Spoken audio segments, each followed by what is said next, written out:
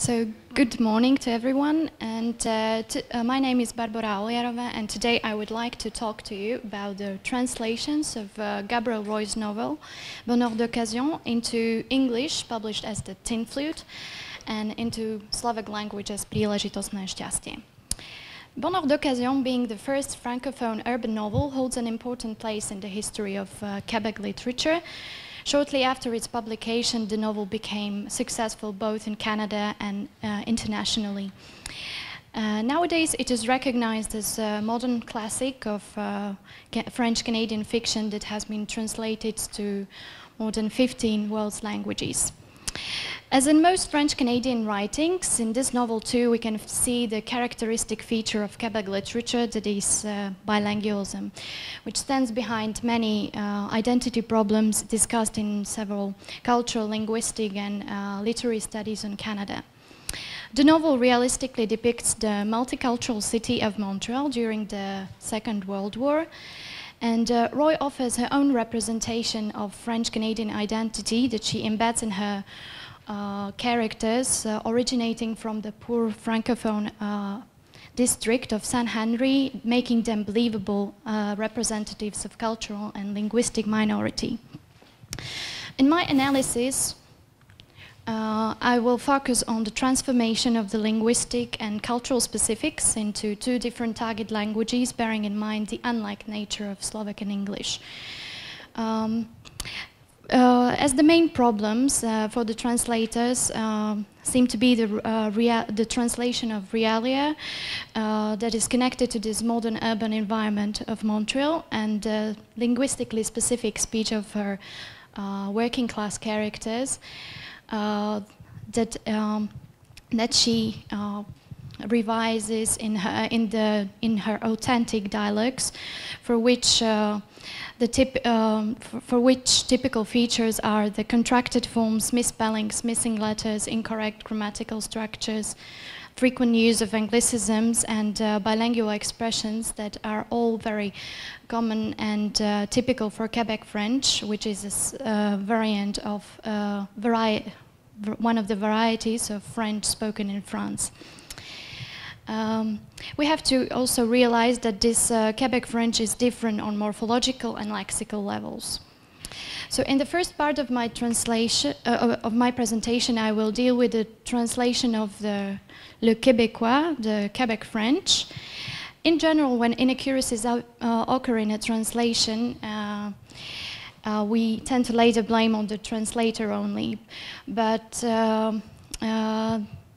many times these inaccuracies are caused by the fact that the target language doesn't contain the same linguistic material as the source language does.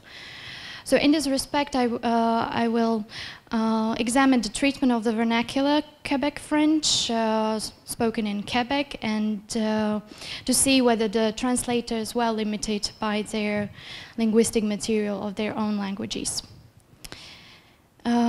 This vernacular Quebec French, also called le joual, is associated with the working class, and one of the main features of it is the contracted forms that we can see also in the original examples.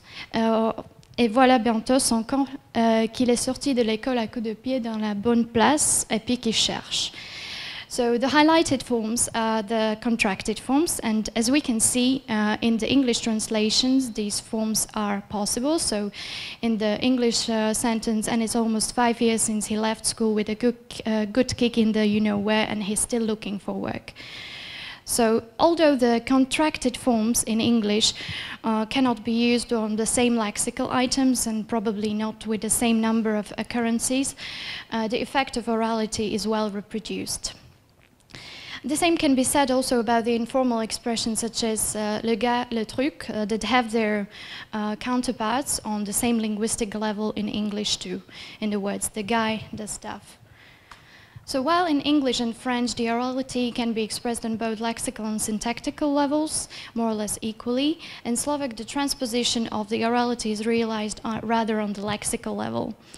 This means that the Slovak translator Fedor Jesensky reproduced the colloquial aspect through the choice of informal lexicon, which was at the time of translation quite limited, or through the idiomatic expressions, even in the situations when the source text remained neutral, or through the frequent use of conjunction je, meaning that to reproduce that effect of orality. Another characteristic feature of joual is the frequent misspelling that accentuates the lack of education of its speakers. We can see that in the selected passage where the characters express their opinions on war and they discuss why they should join in and help. And in this passage they give their rather stereotypical and sometimes a bit far-fetched view of the Eastern and Central European countries. So the examples read as les Polonais, les Ukrainiens, c'est comme nous autres, ça bat leurs femmes, ça se nourrit à la haie. The English translation is the Polacks and then Ukrainians are just like us. Why? They beat their wives and they eat garlic. The Slovak is, že Poliaci, Ukrajinci sú takí ako my, bijú si ženy a jedia cesnak. Although the author of the English translation, Alan Brown, didn't misspell the names of nationalities, in the case of the Polish, he used the derogatory term Polacks that is often used in informal English and through which he rendered the disdaining message of the source text quite well. Moreover, by the addition of objective pronoun them before the words Ukrainians, he accentuated its orality again. On the other hand, the Slovak translation, keeping the correct forms of nationalities, sounds more neutral. Only the conjunction je, used at the beginning of the sentence, which is out of its syntactically correct position, preserves the orality of the utterance.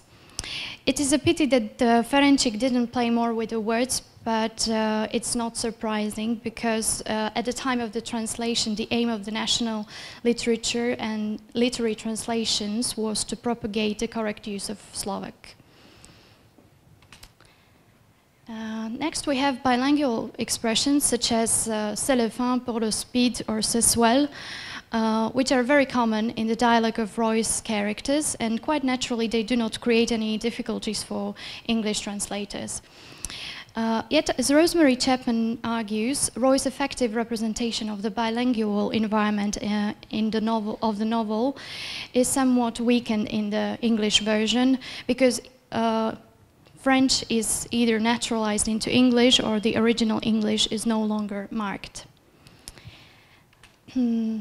Slovak translator Fedor Jesensky, when translating these bilingual phrases, consulted English dictionaries, and most of the time he came with an adequate alternative. However, there were some instances where, when Slovak English dictionaries proved to be useless, and the cultural and geographical distance between Slovakia and Canada rendered the process of translation even more difficult than it would be nowadays. In 1949, there were no dictionaries or linguistic works dealing with different varieties of French, and the continents were not so interconnected as they are now, thanks to internet. So one of the bilingual phrases that posed some problems for Fedor Jesensky, we can see in the following example. Toi, t'as toujours été blade, dit Pitou. You've always been a soft touch, said Pitou is the English translation. And ty si bol vždy fešák, povedal Pitou. That we can translate, you've always been a handsome guy, said Pitou. This bilingual expression, être blood, literally to be blood, and its meaning has nothing to do with blood as such. Its origin probably comes from the expression bleeding heart, that describes a person who is very generous, charitable. Brown proposed an idiomatic expression, soft touch, that describes a person who is easily taken advantage of or convinced to give or lend money. Although he adds a slightly negative feature to the meaning of generous, this idiomatic expression fits the character of Emmanuel, who is indeed very charitable, and it fits also the context of the following line, in which Pitou describes Emmanuel's generosity by saying, "You've always got a cigarette to lend a guy." Fedor Jesensky unfortunately misinterpreted the expression, and he changed generous Emmanuel into a handsome guy. Another type of misinterpretation occurs when a translator is dealing with Canadian French and doesn't recognize it. As I already mentioned, Canadian French differs from the codified version of French spoken in France, not only in the frequent use of anglicisms or slang expressions or the bilingual expressions, but also in the specific meanings of certain words that in codified version can mean something else. So the translators are then dealing with the issue of so-called faux amis. An interesting misinterpretation of that kind happened to Hannah Josephson, the author of the first version of the English, of the American version of the novel, when she translated in the description of a blustery day in late winter the expression poudrerie in the phrase poudrerie se déchaîner, which in Canadian French signifies a tingling storm of the powdery snow. She mistook this expression for powderworks, the meaning of the word in normative French.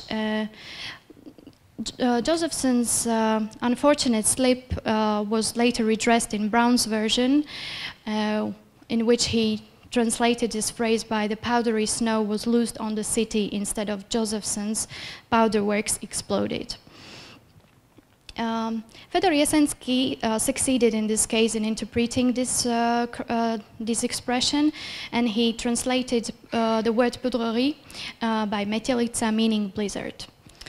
Yet he literally translated typically French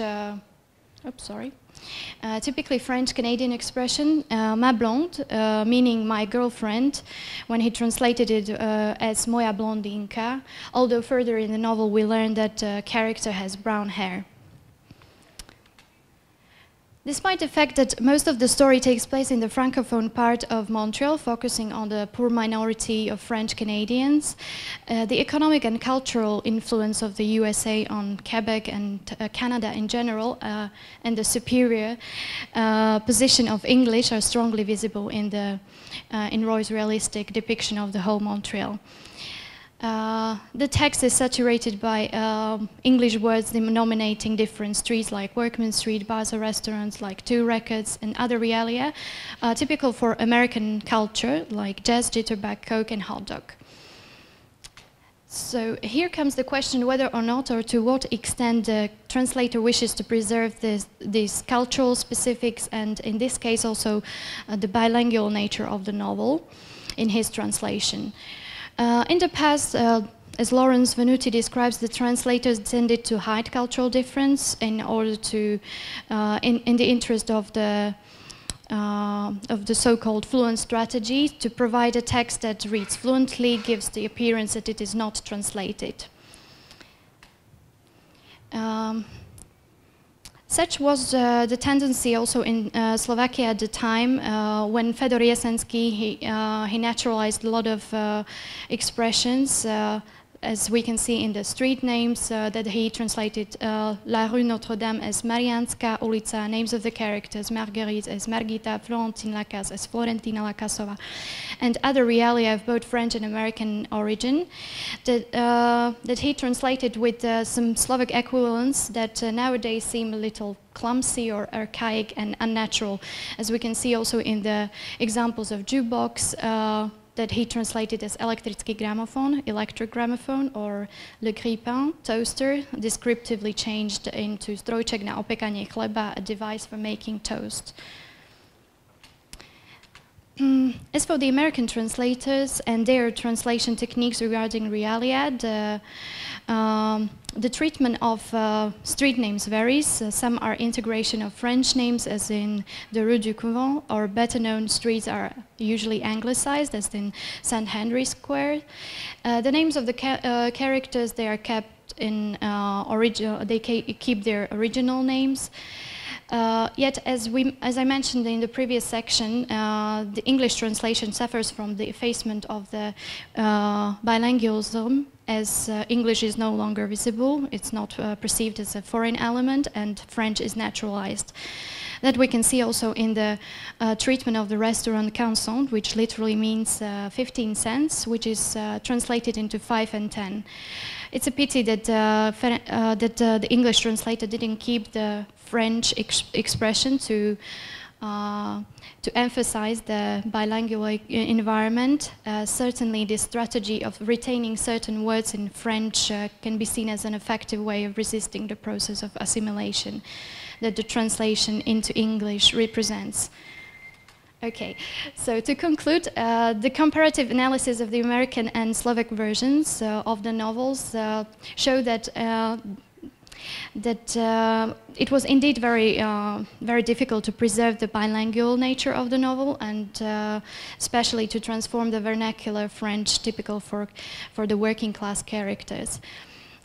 Despite the problematic areas and few misinterpretations that could be found in both novels, in both versions, both translators have fulfilled their main purpose, which was to introduce the cultural and linguistic elements of the foreign culture into the receiving one in the target text that in their entireties read well.